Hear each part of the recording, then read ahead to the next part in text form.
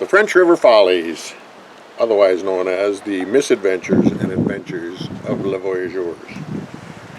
2007, 18 May on a Friday. How to begin? Well, we're back to the Minnesota Twos.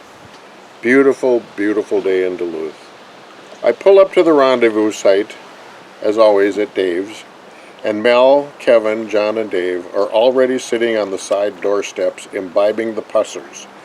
The old familiar paraphernalia is scattered across the garage floor and lawn. No worries yet as to how it will all fit into 8 bags. And now, familiar with each human nature, no worries that Hutch is nowhere in sight.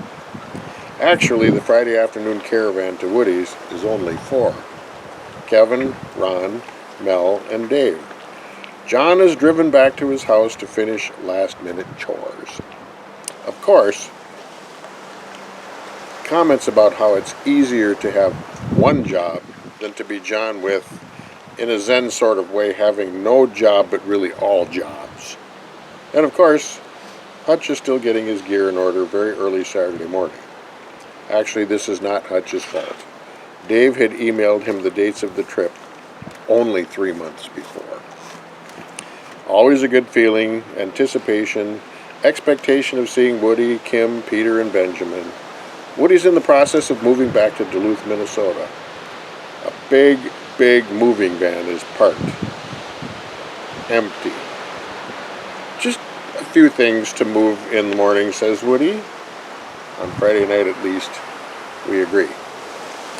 A familiar Friday night for this aging but young at heart crew. Summit Pale Ale, Tetra Packs of wine, lemon vodka concoction. Woody attests this is from Italy. Steaks on the grill, baked, almost, potatoes, salad, rhubarb dessert.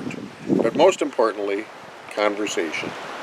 The beginning of a week of stories. But wait, even a new story from Mel. It was truthfully quite unexpected. In fact, there was a pregnant pause as everyone let it sink in. The possibility of new stories. Noah admits to it when we finally hit the sleeping bags. Mel and Kevin test the outside porch. Kevin moves inside about 4 a.m. Of course, in his always delicate, grizzly in a china shop way. John and Hutch are to arrive at Woody's Saturday morning. Friday afternoon, Dave gives John an ultimatum. Be at Woody's by 7 a.m. For emphasis, he reinforces the math to John. Hutch must be at your place by 4:30 a.m. The impossibility of this was apparent on John's face. It appeared to raise memories of painful childhood reprimands. John and Hutch arrive about 8:30 a.m. The day's work had actually begun about an hour earlier. A professional moving team we are not. But not bad. The piano made it with all its legs, a washer, a dryer, desks, cabinets, box springs, all made it to different locations whole. Doors removed and replaced. A temporary power outage threatened Dave's special egg breakfast, but somehow the moving chores perfectly delayed breakfast, allowing the power to return. Breakfast morphed into additional scones, English muffins, and remnants of last evening's rhubarb dish with lots and lots of thick black coffee. We finally shove off for the Quetico about 10:30. Yesterday's unseasonably nice weather has transitioned after evening thunderstorms into a cold, windy, rainy day. Murmurings about cold and rain. The crossing to Canada goes without a hitch. This group is experienced at this. Kevin is always put in the lead car. The reasoning is obvious to anyone who has met Kevin. If they can accept him into Canada, the rest of us are shoo-ins. There's lazy discussion regarding the road to take. I can only imagine how this would go with any one of our families if such indifference to travel plans was attempted. At the moment, being temporarily lost doesn't seem that bad. We will be in the cold and the rain soon enough. I misspoke. the cold and snow. John, in an attempt at encouragement, states he's never started a trip in the snow. I grimace. Why does this have to be the first time? I wonder if my penmanship will be legible, navigating the lines with numb and frozen fingers. We made it to the entry point about 2:30 p.m. at French Lake. The ranger was unusually cordial, if somewhat pessimistic about our route, due to near-record low lake levels. Not detoured by reason, we set out down Baptism Creek. This day was destined to be notable for firsts.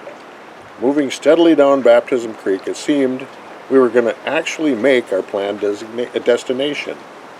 Then we keenly observed that Hutch and Kevin were not following.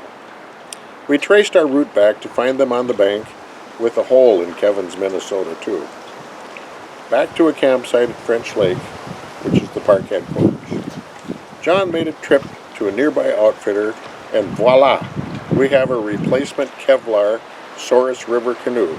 $300 weekly rental, well worth it. Everyone relieved. David serves up cassoulet, or venison, sausage, chicken, bean, etc., etc., etc. stew. Cold and hungry, now just cold. Punch and vodka, though, helps. We awake to a light snow on the ground. 3 oatmeal packets allowed per person. Hot coffee! The destination was Cache Lake through Baptism Lake. The way is a no-brainer. Just follow Baptism Creek. Just follow Baptism Creek. Just follow the yellow brick road. 5 relatively short portages to reach Baptism Lake. Just follow Baptism Creek. Just follow Baptism Creek. About 3 hours into the excursion, there were passing comments about missing the portage. In retrospect, how could you miss the portage if the water levels were unseasonably too low? Finally, after 6 hours of paddling upstream with multiple beaver dams and low water levels requiring canoe tows, we finally realized we were heading north, east, sort of, not south. The creek was getting more and more impassable. We briefly mentioned alternatives. Dave made an executive decision and we headed back to the French Lake campground. Fortunately, what took 6 hours was covered in just 3 hours. John was apologetic. Lead canoe, i.e. navigator. Mel and I, as proper bowmen, denied any involvement. We picked another campsite, number 53, hopefully a lucky number, and headed to Atikokan for food and mint juleps and wild women. 2 of the 3 were made up. I thought I had pretty much covered the day. Sidebar. Hutch and I bought matching fleece tops at the ranger station. You know, this isn't sounding right. Forget the sidebar. But sidebar number 2, we did see a moose and 2 calves meandering down the creek. Unfortunately, the timing was just off. You know, on this trip, that doesn't surprise any of us. And Mel missed the pictures. The day was completed at the Outdoorsman Cafe. Roasted chicken, fish and chips, Budweiser. Idle conversation with natives. You have to love Canadians. We were worried about an open restaurant on a Sunday evening. They said, well, we're open until no one else comes in. So simple. I've decided I love Canadians. Monday, May 21. This is where we're to. We learned this is Victoria's Day. We expected the campground to be empty Sunday night, but clearly everyone was departing today. We awoke to thunderstorms. Last night, by general consensus, the route was changed. It provided potentially a softer, gentler, kinder day. We lingered a bit. Eventually all took a hot or a warm or a cold shower and had their daily constitutional in an actual facility with toilet paper provided. Socks and other variable clothes were wet without chance of drying, so we decided to use the campground coin-operated dryer. First we collected 4 American quarters. No, Then we went on search for Canadian dollars. We collected a bunch of Canadian coins, but not $1 coins. Well, the group is very familiar with wet socks, so it's onward with wet socks. This trip appears oddly different. No one was really absolutely sure as we started that we wouldn't be back at the French Lake campground again. But to everyone's delight, we made it onto Pickerel Lake. A comfortable paddle, occasional showers, wind shifts, but generally a good recovery day from the French River fiasco. A temporary digression. John, in his honest, forthright nature, assumed all the responsibility for Sunday's course. Guilt-ridden, he offered to put us all up at the local Radisson overnight. We all consented to a wonderful meal, as previously described. Well, I also want to place into the record John's unheralded chivalry Saturday night. When faced with a wounded Minnesota 2, John jumped into the Subaru and raced to the local outfitter, arriving seconds, it was minutes, before closing, securing for us a replacement Kevlar canoe and a safe resting spot for Kevin's Minnesota 2 until our return. Bravo, John. We secured what appears to be a perfect site for the evening. Near the dam, it has us out of the main wind, ample flat space to bed, and with a stellar view. In fact, the mood in camp was definitely improving. I would say almost giddy. It appeared our luck had changed. Then, and I know you're not going to believe this, someone matter-of-factly asked for the toilet paper. Now, up until this point, we had really proceeded as if, so it goes, the glass was half full. Examples: if Kevin's boat hadn't got a big hole in it, we would have been going up the French River thinking it was baptism late Saturday with no energy or time to retrace our steps. Example: if we had not missed Baptism Creek on Sunday, we would not have returned to camp, driven into Atikokan, and noticed Dave's permit and fishing license still in the car. So, in an odd sort of way, we felt blessed. Now back to the toilet paper. How do I put this? Let's try, we forgot it. You did what? Okay, we forgot the toilet paper. Are you kidding me? No, we forgot the toilet paper. But this is a veteran crew, mostly anyhow, and we calmed ourselves with comments like, someone could have blown their knee out, or Kevin could have finally infarcted, or Mel could have gotten laryngitis. But did we really have to forget toilet paper? Wouldn't missing the beans have been safer?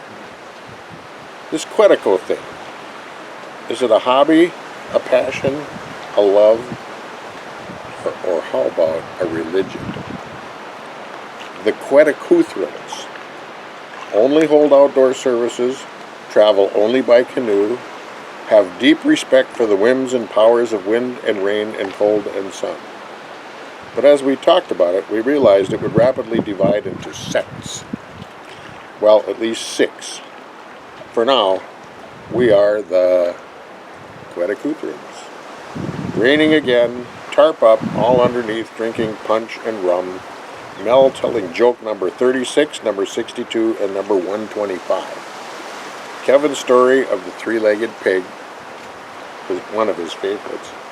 Maybe this Queticuthran thing will catch on. Early evening was clear. Hutch and Dave produced a masterpiece. Hutch has a special expertise in salads.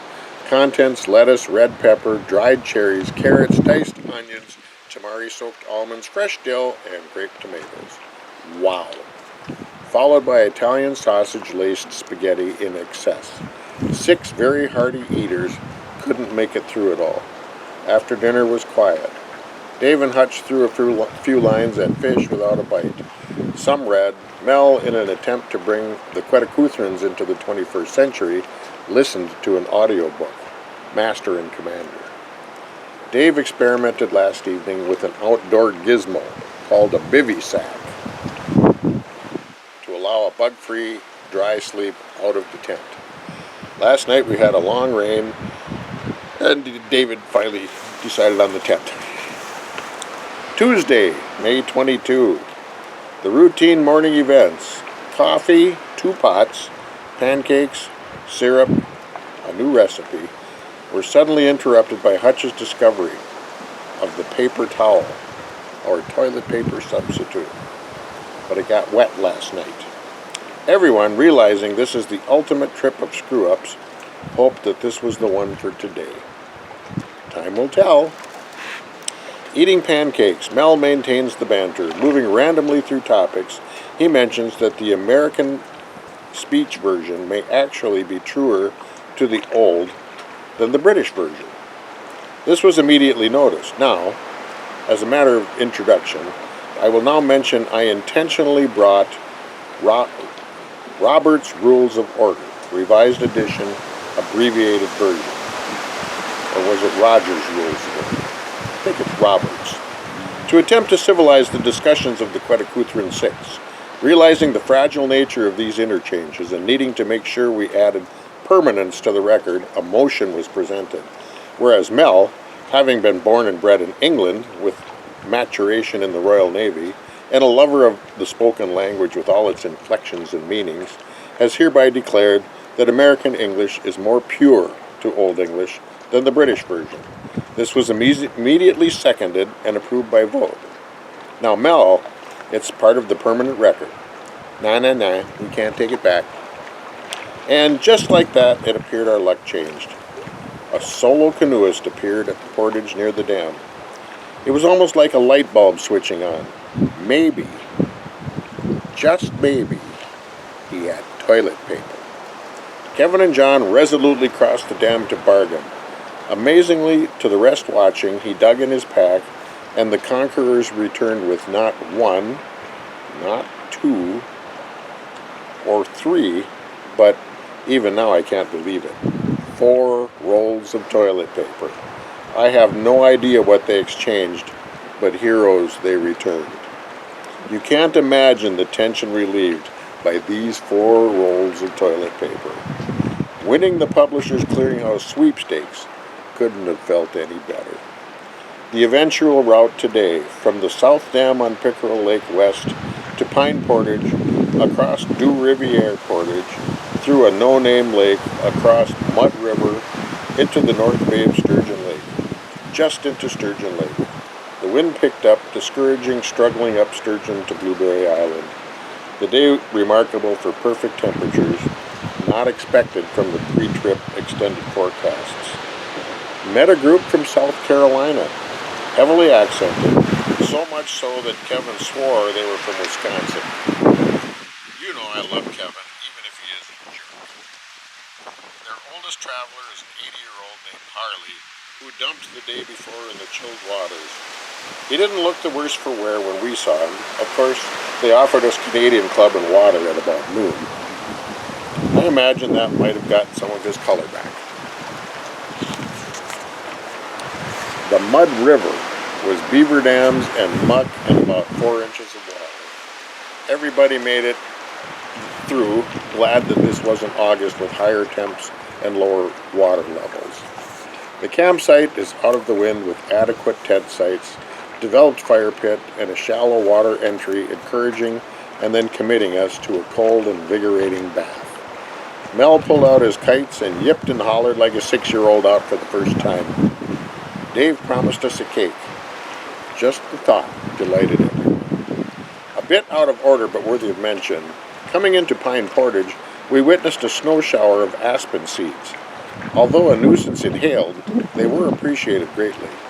They brought a quick reminder of cold temperatures and snow flurries only a short few days before. Back to present. A wonderful pre-dinner revelry. Stories with whiskey and water is special. The conversation moves where it moves, ambles, darts, explodes into laughter. We read of the 2005 kayak trip, fond remembrances. Mel tells a new tale, which prompts Kevin to tell a new tale, which prompts Mel to tell a tale. Well, what can I say? This is the way it is. We glow in the spirits and the spirit of the group. A word about our unofficial leader. Yep, that's right, Dave. Simply a master commander, a leader that keeps the trips always special. Bravo, Dave. About dinner. I'm going to quit describing Hutch's salad. Henceforth, during this trip, they will be referred to simply as Hutch's Ultimate Salad, or HUS. Dave, however, this evening even outdid HUS, sweet and sour chicken. He was initially apologetic about forgetting to bring the soy sauce. I can't remember, was there anything else we forgot this trip? But it was fabulous with a little lime juice, topped off by a perfectly done lemon poppy seed cake. Needless to say, we were all contented. The daylight this day did not seem long enough.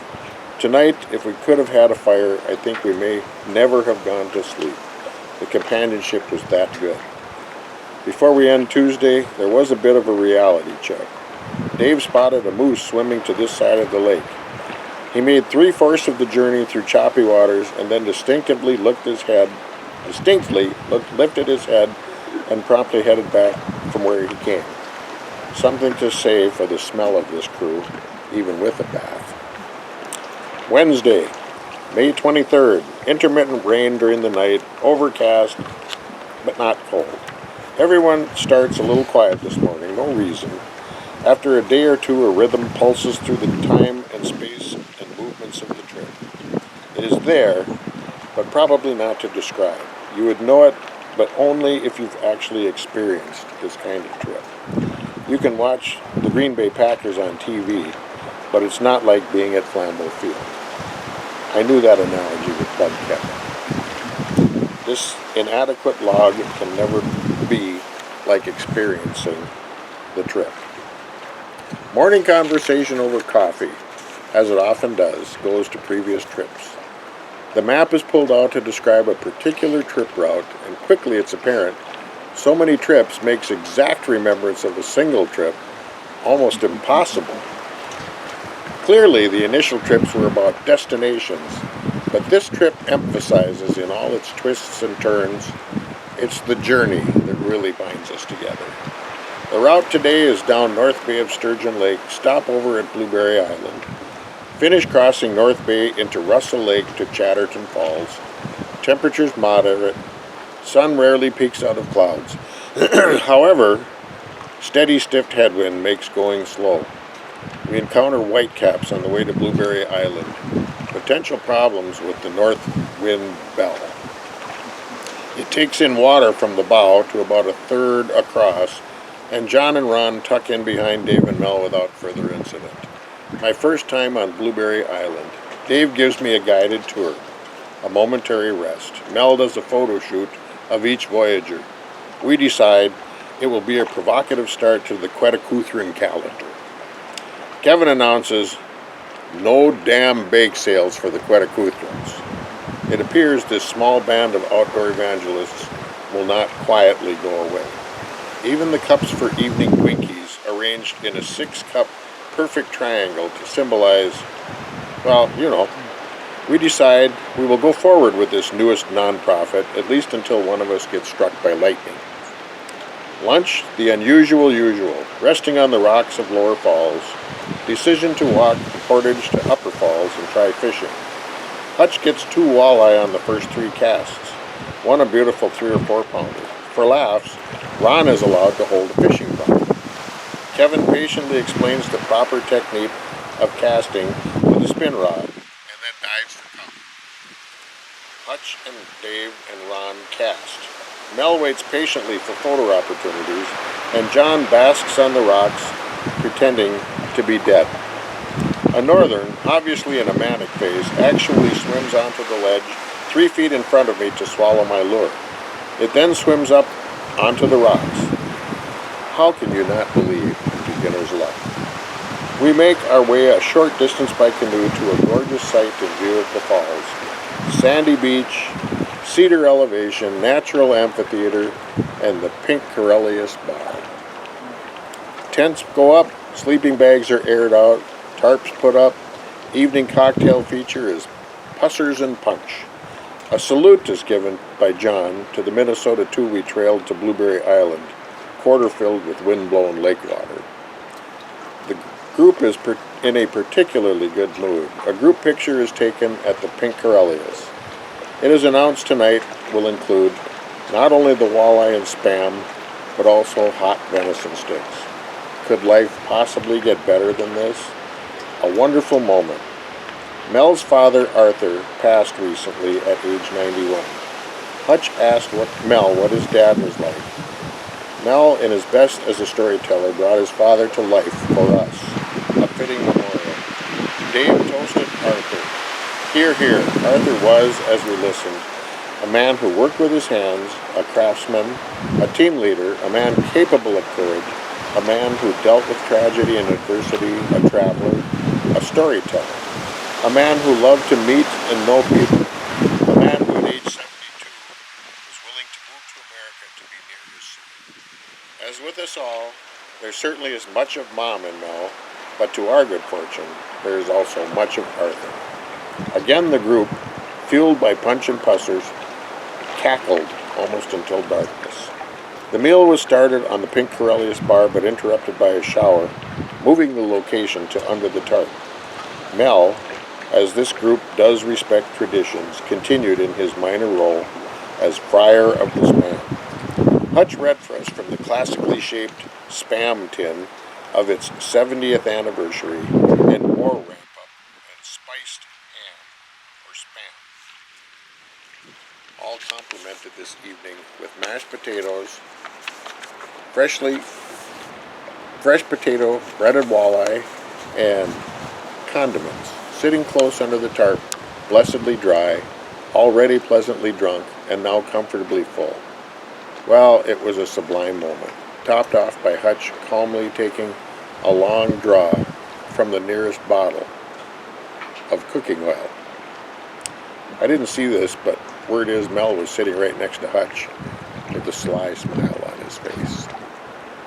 No one knows if it rained after we moved into the tents. The sleep was sound, although interestingly, as we shared coffee in the morning, a number of us shared disturbed dreams. Maybe Queticuthrans do have evil to deal with, but fortunately, due to the daytime pleasures, they stay hidden in our repose. Thursday, 24 May. We awake to a crisp, bright morning. John already busy at fry bread for the morning meal. Everyone in a pleasant mood anticipating the familiar taste.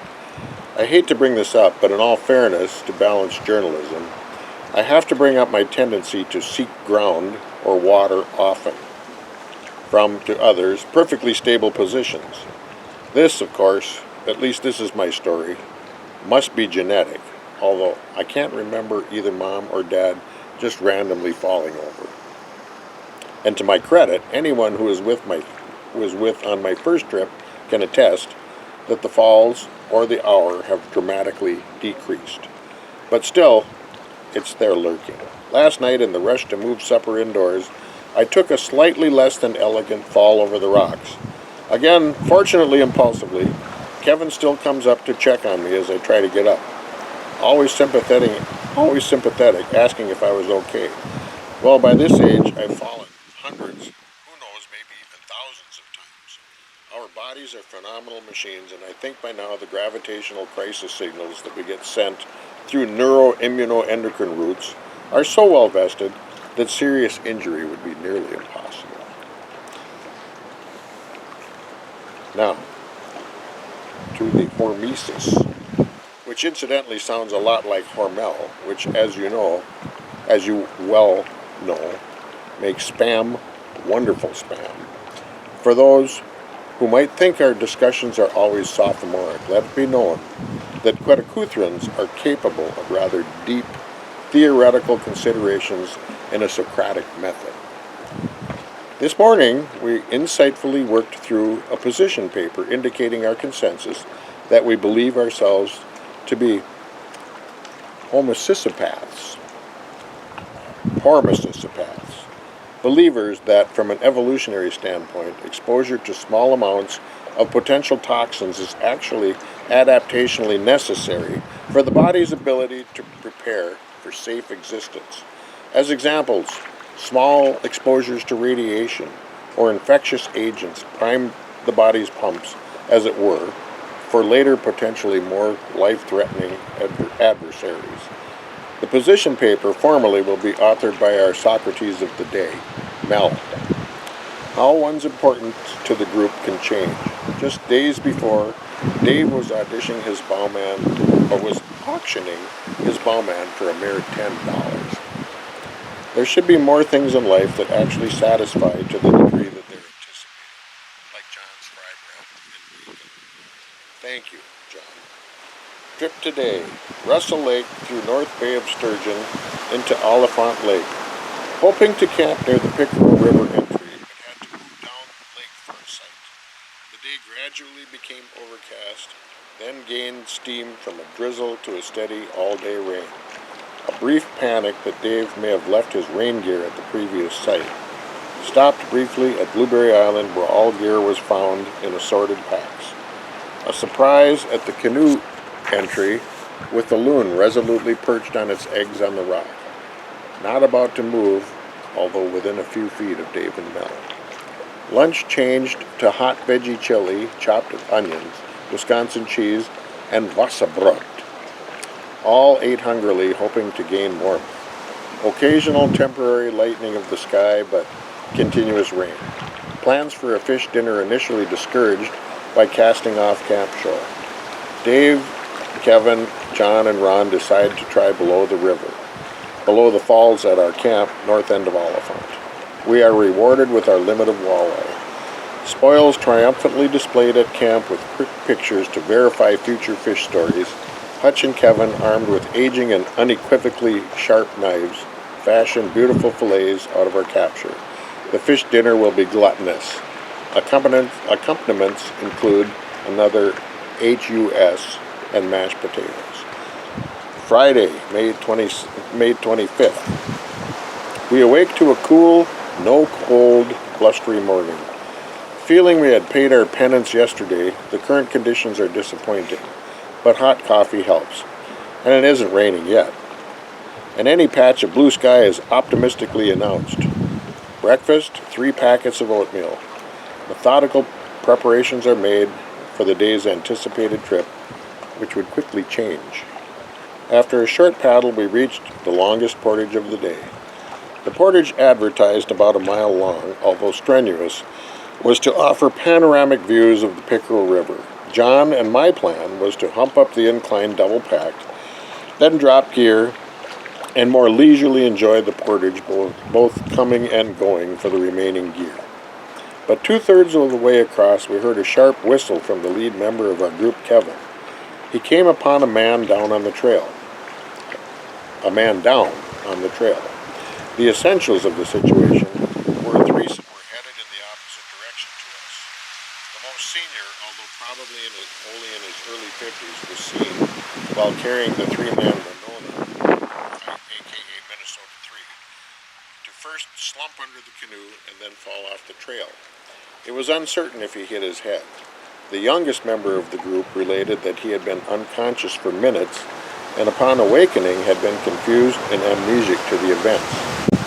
We had happened on the site about an hour after he had fallen. He had not moved, and on initial assessment was pale, weak, nauseated, and minimally conversant. With the assistance of 2 human crutches, we were able to move him into their tent under blankets with encouragement to sip water. A plan of attack was negotiated through Dave, calmly piecing together suggestions. The 3rd member of their group had set out, now in our originally planned trip route, to get help. Although the initial trip to the Pickerel River with 3 short portages and protected small water seemed possible, traverses paddling alone in a 3-man canoe in the winds expected on Pickerel Lake would not be. Kevin, Hutch, Mel, and Dave would stay behind, and John and I would chase the lone canoeist, hopefully overtaking him before Pickerel Lake. We would then cross all together in the 3-man canoe, leaving John's north wind behind for a later retrieval. Obviously, our trip had now taken on a whole different purpose. We all, within our capacities, were trying our best to be rescuers. Now, we've all read or heard stories of extraordinary people being put into extraordinary circumstances and becoming... We've all read or heard stories of ordinary people being put into extraordinary circumstances and becoming extraordinary people. But try as I might, it seemed John might also have to deal with my ordinariness. At the next portage, in an attempt to speed the transfer, I tried to solo my Duluth number 4 pack into the canoe. The rock surface was smooth and steep, and Crazy Legs shot putted the pack. And Crazy Legs shot putted the pack into the boat at the expense of dumping not only me, well deserved, but also John. What can I say? Sorry again, John. We made it back to shore, dumped water from our boots, and proceeded on. Rescues 1, John 1, Ron 1. This particular segment of the river had 5 total portages. At number 4, we ran into 4 Canadians heading down the river. They had encountered the lone canoeist and had a cell phone. They had arranged a pickup for him at the South Pickerel Dam and arranged a medical pickup through Thunder Bay for the downed outdoorsman.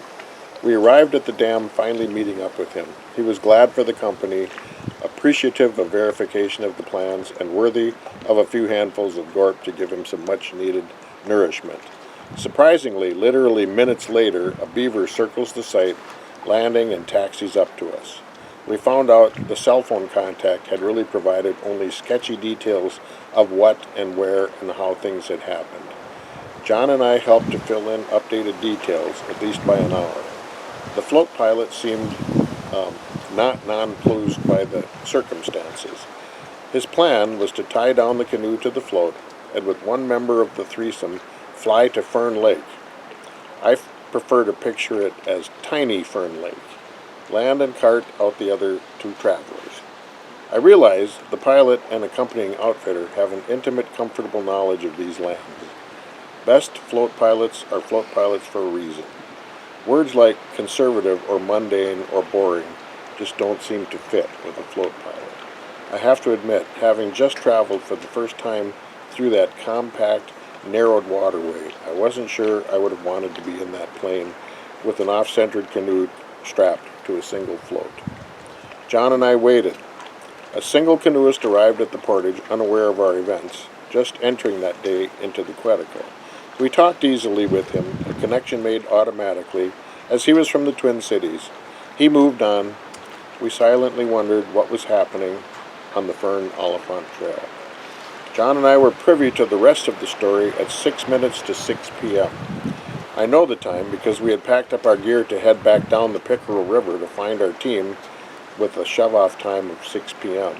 But to our relief, we saw Mel bent forward, lugging Babe up the trail, and we knew we were once again all together. At least, as best we know, the adventure has a happy ending. The float plane, actually 2, made it in and the injured party was extricated to safer surroundings.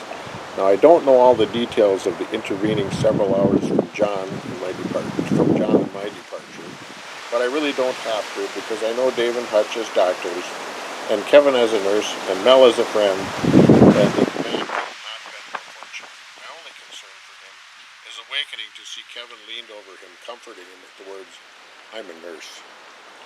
After 7 days in the woods, Kevin has a look, but it's not exactly the idealized picture we have of Florence Knight.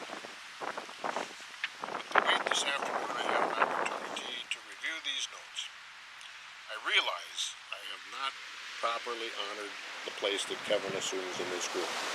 I have a hard time explaining it, except that I think it probably rests in the simple truth that Kevin is a true nurse in the hospital or out. The glue that allows all of us to fit together so well. Tonight, tequila and bean dinner, Dave's cake for dessert. Camp sets up quickly, all are glad to be back together again. Firewood cut by Mel and John. Discussions about plans for our final day of this very difficult trip. The campfire, expected to be a daily companion of such trips, is now honored as we enjoy its unique warmth and smell. Accompanying it, a multi-pasteled sunset on a finely calm lake. How can you not feel lucky? Saturday, May 26th. We awake to a cool morning, and for this trip, a rare, rainless night. Wishing to be on the water early to minimize the wind, we are efficient in our preparations to break camp. We are on the water by 7:45 a.m. Interestingly, the vision of the day is purposely left non-specific. The day will be enjoyed as it lets us. Good time across Pickerel making most of the distance in 2 hours. Meander the last mile, stopping for gorp and a granola bar to view the sights in the pines ravaged by the boat. The camp is set up for the last time. Tasks, now this far into the trip, are partitioned out without need for verbal direction. John foraged in the woods for worthy fuel for the fire. Dave makes fresh bread and hot soup. Mel splits wood. Ron and Kevin get water from the bay. And Hutch moves across the campsite, providing handy assistance where needed. Another group photo, this time with Mel's camera with tripod. We give Mel grief as he purposely hops from camera to photo, but to our dismay, the camera timer works flawlessly. Lunch was so good, it first threatened a nap, and then captured most of us. The wind picked up, and periodically the sky will spit cold rain. The tarp was put up, and the group moved from tents to tarp as the feeling moved us. The trip is moving to an end, but doing so at a slow pace. Having done our day's travels by 11, it's made the day restful and contemplative. The trip has been a mix of the familiar, but also the new. Many stories are told on the trip of past adventures, but future trips will now have the French River Follies and the man carrying a 3-man Monona. Not to speak of the Queticuthrans, but to a man we will remember most the journey through the waters with our canoeing buddies. The day's weather does not improve. Plans for fishing for lake trout are dashed. The only firm commitments made included punch and rum with stories and macaroni and cheese with a blazing fire. We headed to the sleeping bags in wind and rain and cold and woke to the same. A quick camp pack-up to complete the 3-mile paddle down the Pickerel River to French Lake, our final destination. We load up with coverings 3 or 4 thick, anticipating rough waters and angling rain, but to our surprise, the paddle is in the calmest waters of the trip. We arrive at 8:45. Another trip accomplished. Now I offer you 2 conclusions. If both appear to you as far-fetched, understand I have just come out of the woods after 8 days with 5 slightly crazed religious fanatics. The first involves predestination. Our original trip plans were set akilter, but ultimately it allowed us to be the first on-site to the injured camper on Oliphant at Fern Portage. And although we didn't provide the satellite phone or land the Beaver float plane, the reassurance of the medical expertise of our group did, I believe, make a difference. The other conclusion came to me in a dream on Saturday night, our last night. Now, before you immediately discount reading on, you have to go no further than the Bible to know that dreams can prominently link humans to their believed divine messages. To the dream. It started out much like a poorly made for TV movie about heaven. I'm sure you've seen one or another and have a sense of what I'm talking of. At the reception desk, you file in to get your monk attire or your angel wings. But then it got more interesting. The movie completely transitioned to a dream of heaven on earth. But although the dream was clearly on earth, the respect and conduct supported a different world than we experience in our news of the day. Simply everyone was actually getting along. And it made me think that for Queticuthrans, the notion that heaven might be out of the Quetico, but might be out on the Quetico, isn't that far-fetched. The union of nature and man, the respect and necessary function of every man, the opportunity to aid a fellow fallen outdoorsman, and an appreciation of the journey are not bad ideas. So appreciating our little piece of heaven, I humbly announce the end of this year's trip.